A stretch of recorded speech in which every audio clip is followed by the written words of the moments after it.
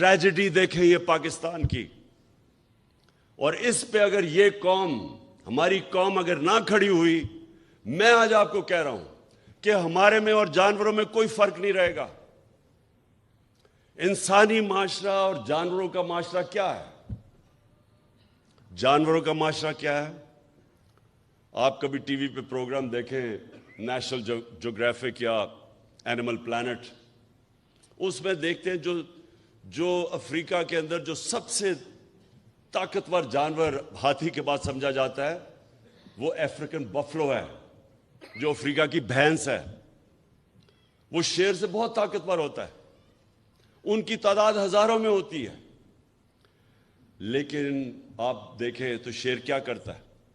4-5 شیر، وہ اتنے ہزار ہوتے ہیں، ان کو ڈرا دیتے ہیں، شور مچا کے ان کو ڈراتے ہیں۔ وہ جب ڈر کے بھاگتے ہیں، وہ 4-5 ایک بھینس کو پکڑ لیتے ہیں۔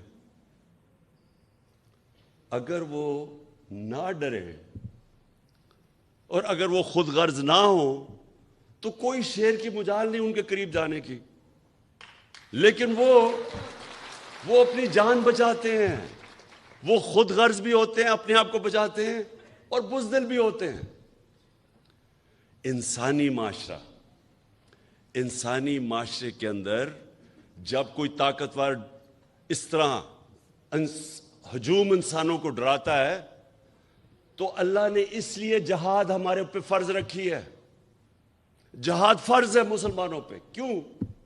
کیونکہ جہاد میں آپ ظلم سے بھاگتے نہیں ہیں، ظلم کے سامنے سر نہیں جھکاتے، ظلم کا مقابلہ کرتے ہیں۔ یہ حکم ہے اللہ کا، اللہ کو تو کوئی فائدہ نہیں پہنچا سکتا۔ ہم اپنے اوپر ظلم کم کرتے ہیں جب ظلم کے سامنے کھڑے ہوتے ہیں۔ ایک معاشرے کو زندہ رکھنے کے لیے ہم ظلم کا مقابلہ کرتے ہیں۔